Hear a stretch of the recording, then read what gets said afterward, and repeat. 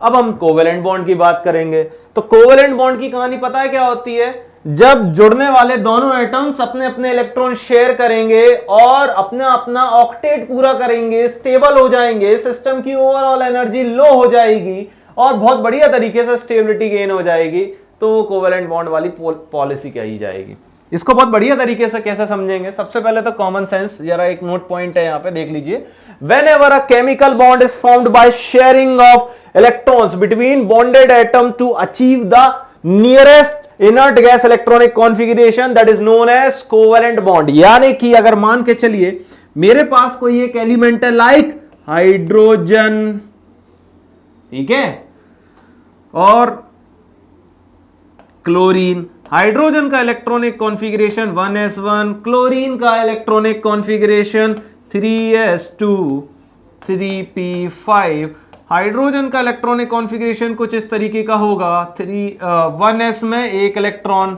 Chlorine का electronic configuration कुछ इस तरीके का है जिसमें 3s में मुझे दिखाई दे रहे हैं 2 इलेक्ट्रॉन हैं, और क्लोरीन को मैं तोड़ दूंगा जरा अच्छे से, that is what my 3px 3py 3pz electrons fill किए जाएं लाइक दिस। तो अब हाइड्रोजन और क्लोरीन के बीच भैया इलेक्ट्रॉन की शेयरिंग कैसे होगी? हाइड्रोजन और कैसे शेयरिंग होगी जरा देखिएगा जरा, सॉरी स्लाइड चेंज हो गई। तो इनके बीच होगी भाई बॉन्डिंग आपकी। कैसे?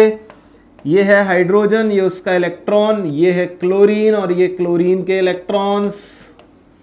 भैया हाइड्रोजन का तो ऑक्टेट पूरा नहीं होता, लेकिन हाइड्रोजन डुप्लेट पूरा कर सकता है।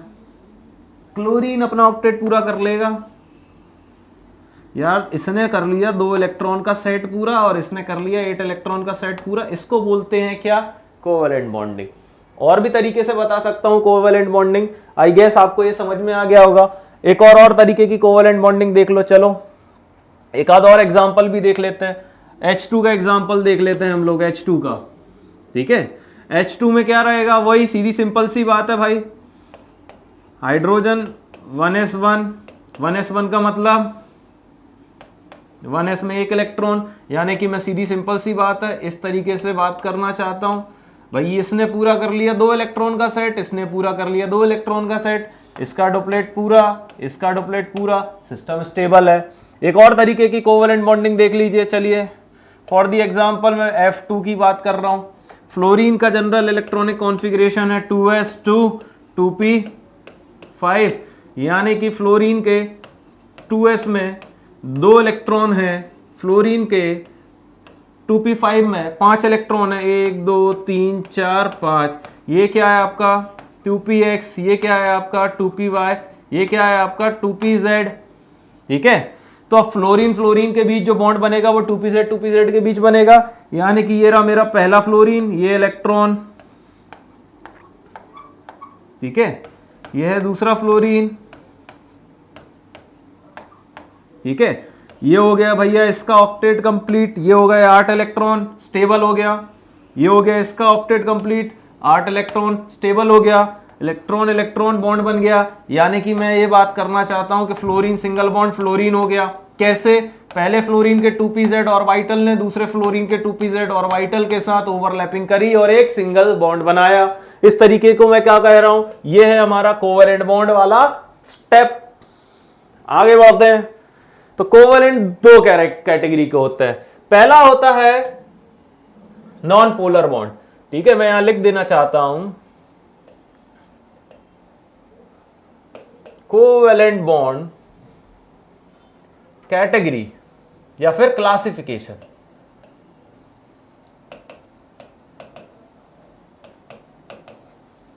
ठीक है। तो कोवेलेंट बॉन्ड को क्लासिफाइड किया गया 2 वैरायटीज में, जिसमें से पहली वैरायटी है आपकी नॉन पोलर बॉन्ड की। ओके, नॉन पोलर का मतलब होता है जुड़ने वाले दोनों एटम सेम कैटेगरी के होते हैं। क्या होते हैं? Both atoms are same. जुड़ने वाले दोनों एटम सेम होते हैं, नॉन पोलर। देखें, जुड़ने वाले दोनों एटम हाइड्रोजन, जुड़ने वाले दोनों एटम ऑक्सीजन, जुड़ने वाले दोनों एटम नाइट्रोजन। यहां देख रहे हैं इलेक्ट्रॉन की शेयरिंग, इलेक्ट्रॉन की शेयरिंग, इलेक्ट्रॉन की sharing.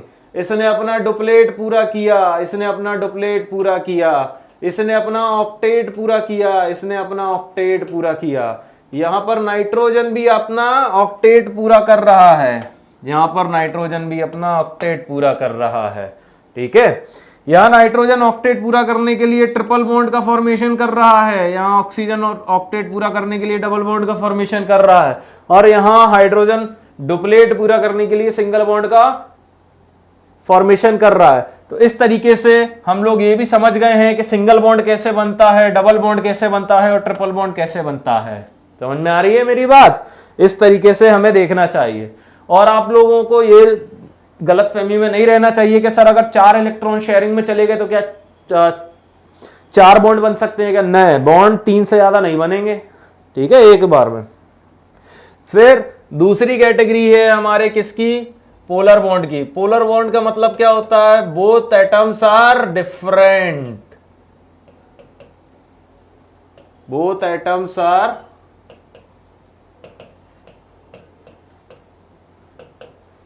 Different, both atoms are different. ठीक है ना?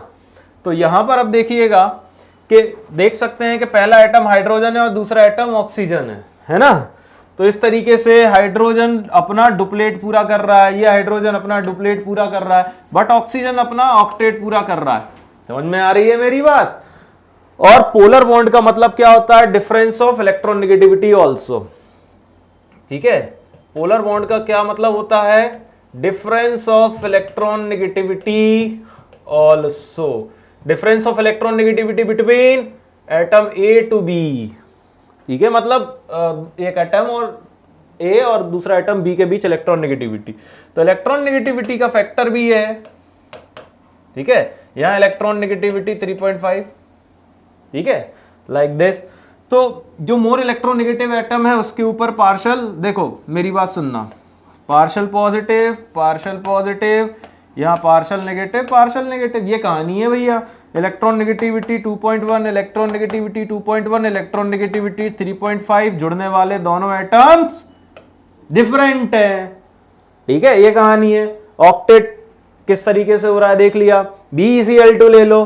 अब BeCl2, पहली बात तो बेरिलियम के पास वेकेंट ऑर्बिटल नहीं है, फिर भी BeCl2 बनता है। इसको कर लो स्टार।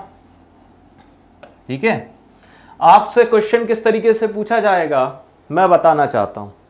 क्वेश्चन ऐसे पूछा जाएगा, BeCl2 having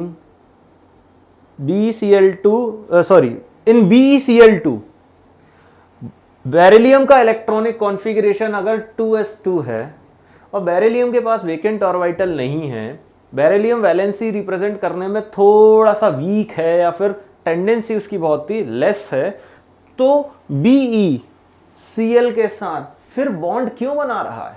ये एक हाइपोथेटिकल केस है, एनालाइज करिएगा। भैया बेरिलियम के पास 2 इलेक्ट्रॉन है, ये बात क्लियर है।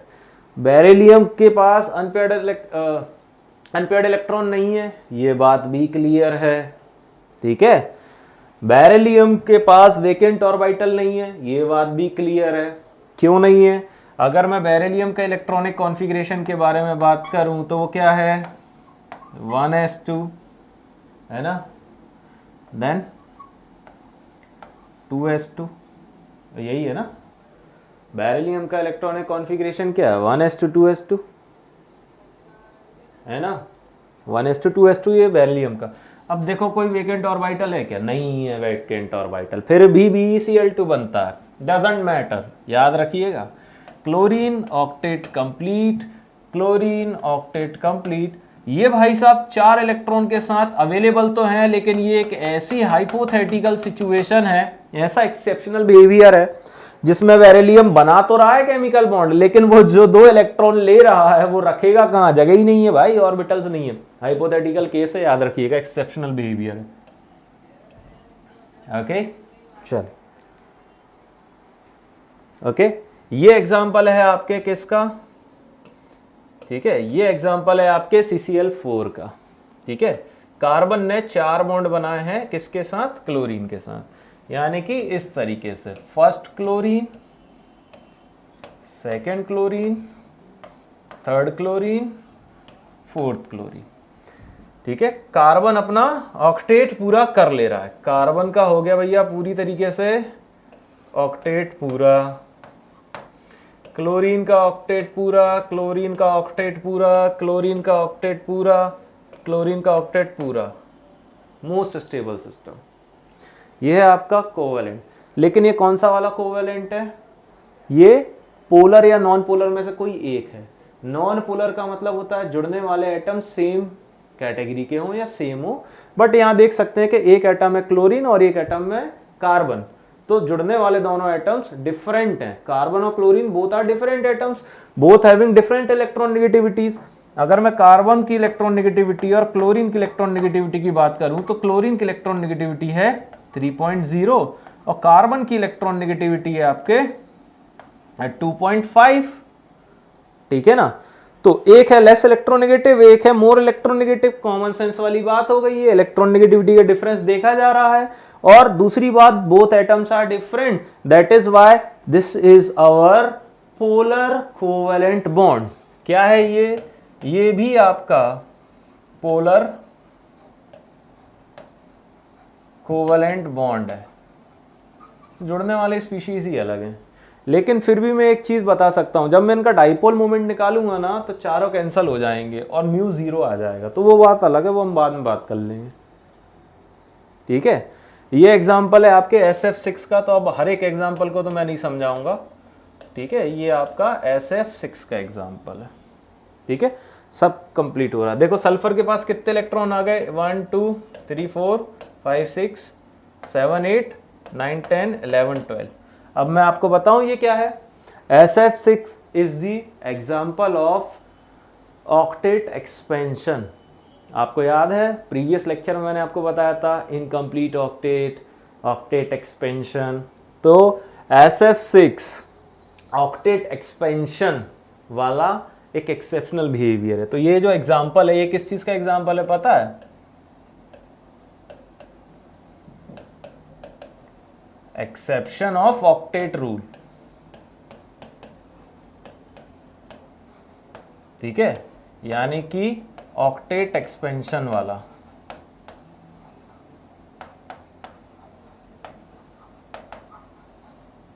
ओके, ऑक्टेट एक्सपेंशन में भी ये कोवेलेंट।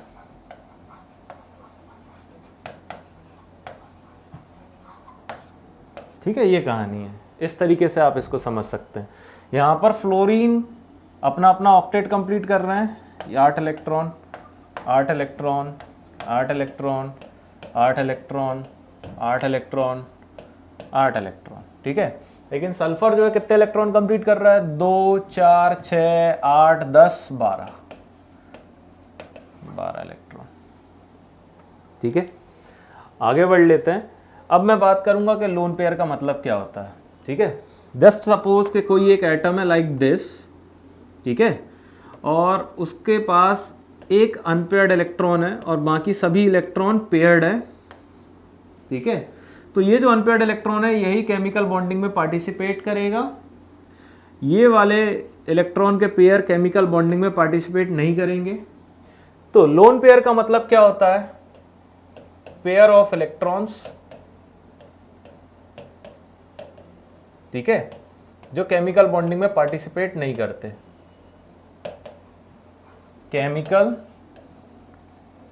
बॉन्डिंग और बॉन्ड फॉर्मेशन में पार्टिसिपेट नहीं करते। और आप ऐसे भी बोल सकते हैं bond formation does not participate. ठीक है, डज नॉट इन्वॉल्व। ठीक है, ये क्या है आपके लोन पेयर। इलेक्ट्रॉन का ऐसा पेयर जो कि केमिकल बॉन्डिंग या बॉन्ड फॉर्मेशन में इन्वॉल्व नहीं होते, लोन पेयर कहलाते हैं। तो कितने लोन पेयर हैं? पहला, दूसरा, तीसरा। इसका मतलब ए के पास कितने लोन पेयर हो गए? ए के पास 3 लोन पेयर हो गए। ठीक है, जो इलेक्ट्रॉन बच जाए मतलब इलेक्ट्रॉन का पेयर जो केमिकल बॉन्डिंग में पार्टिसिपेट नहीं करता, that is our lone pair. ठीक है, तो ये डेफिनेशन है, आप देख लीजिए। Whatever the valence shell electron does not participate in the bond formation and exist as a pair of electrons is called lone pair. ये डेफिनेशन हो गई आपकी। ठीक है, अब हम लोग बात करते हैं हाइपोवैलेंट कंपाउंड की। ओके गाइस, हाइपोवैलेंट कंपाउंड क्या होता है वो देखना है। ठीक है, हाइपोवैलेंट का मतलब होता है ऐसे कंपाउंड जिसमें सेंट्रल एटम के पास लेस देन 8 इलेक्ट्रॉन होते हैं उसके वैलेंस शेल में, उसे हाइपोवैलेंट कंपाउंड कहते हैं। ठीक है, यानी कि इस हाइपोवैलेंट कंपाउंड को मैं ऐसे भी दिखा सकता हूं। कैसे? Incomplete octet.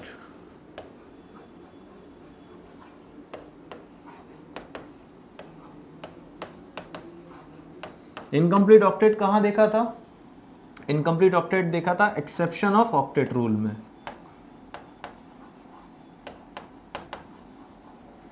Exception of octet rule में। ठीक है, ये एक्सेप्शन ऑफ ऑक्टेट रूल कहां देखा था? Cause of chemical bond.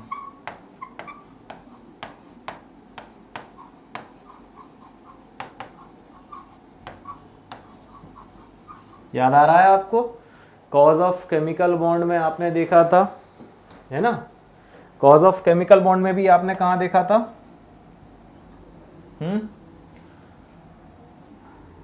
Nearest inert gas electronic configuration वाले फेज में, है ना? हम लोगों ने कहां देखा था? Inert gas electronic configuration segment में हमने देखा था, हमने वहां देखा था इसे।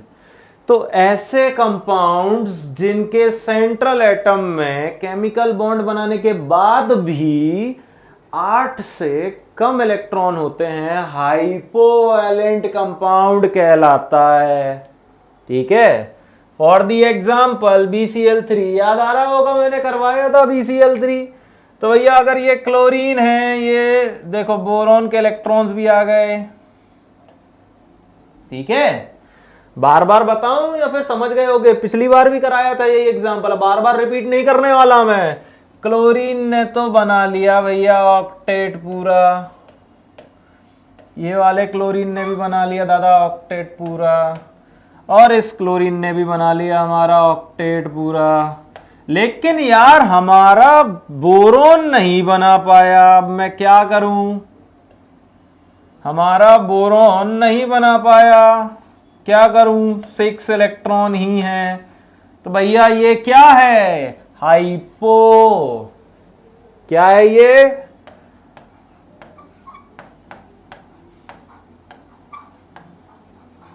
हाइपोवैलेंट कंपाउंड है। समझ गए? आई गेस समझ गए। आइए जरा अब चलते हैं हाइपरवैलेंट कंपाउंड पर। ऐसा मॉलिक्यूल जब केमिकल बॉन्ड बन चुके थे, बॉन्ड फॉर्मेशन हो चुका था, बट मॉलिक्यूल के सेंट्रल एटम में 8 इलेक्ट्रॉन से ज्यादा इलेक्ट्रॉन आ गए, उस स्पीशीज को, उस मॉलिक्यूल को कंसीडर किया जा रहा है हाइपरवैलेंट कंपाउंड में। एग्जाम्पल से समझिएगा जरा। ठीक है, सॉरी, एग्जाम्पल से समझिएगा जरा क्या लिखा हुआ है ये। हाँ, ये रहा एग्जाम्पल। डेफिनेशन पे फिर बाद में आ जाएंगे। एग्जाम्पल देख लीजिए भैया। जीनोन, हम जानते हैं कि जीनोन का इलेक्ट्रॉनिक कॉन्फ़िगरेशन क्या होता है। जनरली जीनोन कहां से बिलोंग करता है? NH2NP6 कैटेगरी से बिलोंग करता है। जीनोन जो है एक एक्सेप्शनल बिहेवियर है। जीनोन क्या है? एक्सेप्शन है। हम जानते हैं noble gases are more stable and less reactive towards to any chemical reaction और any chemical bond formation, but फिर भी जीनोन केमिकल बॉन्डिंग में पार्टिसिपेट करता है। लेकिन जीनोन के अलावा कोई भी नोबल गैस केमिकल बॉन्डिंग में पार्टिसिपेट नहीं करती। Helium, neon, argon, krypton, radon नहीं करती। ओनली जीनोन केमिकल बॉन्ड बना सकता है। एक्सेप्शनल बिहेवियर है, याद रखना है। कहानी क्यों, इसे हम आगे देखेंगे, बट अभी समझिए जरा। फ्लोरीन भाई, फ्लोरीन ने तो कर लिया अपना ऑक्टेट पूरा। फ्लोरीन ने तो कर लिया बेटा अपना ऑक्टेट पूरा, लेकिन जीनोन जो है वो तो ऑक्टेट का एक्सपेंशन कर रहा है। जीनोन के पास कितने इलेक्ट्रॉन हो गए? 1 2 3 4 5 6 7 8 9 10 इलेक्ट्रॉन हो गए हैं। कितने? 10 इलेक्ट्रॉन। ये 8 इलेक्ट्रॉन, ये 8 electron. hypovalent compound and hypervalent compound only applicable or only available for the central atom, not for surrounding atom। समझ में आ रही है मेरी बात? ठीक है, अब जरा बेसिक डेफिनेशन पे आते हैं। ये है कहानी। अच्छा, आपको थोड़ी देर पहले मैंने SF6 भी बताया था, तो SF6 भी बेटर एग्जांपल है किसका? हाइपरवैलेंट कंपाउंड का। समझ में आ रही है मेरी बात? क्यों? सल्फर के पास 12 इलेक्ट्रॉन थे। सल्फर के पास 12 इलेक्ट्रॉन थे। समझ में आ रही है मेरी बात? ओके। और भी एग्जांपल है लाइक दिस, XeO4, SO2F2। ठीक है, SO2F2 देखो कैसे बनेगा भैया। सल्फर का इलेक्ट्रॉनिक कॉन्फ़िगरेशन, सल्फर आता है ऑक्सीजन के जस्ट नीचे, ऑक्सीजन है सेकंड पीरियड का, सल्फर है थर्ड पीरियड का। सल्फर का इलेक्ट्रॉनिक कॉन्फ़िगरेशन है 3s2 3p4, यानी कि सल्फर के 3s में 2 इलेक्ट्रॉन पेयर्ड और सल्फर के 3p4 में सबसे पहले 3px, then 3py, then 3pz, 1 2 3 और 4, यानी कि सल्फर के पास 2 लोन पेयर। कौन कौन से लोन पेयर?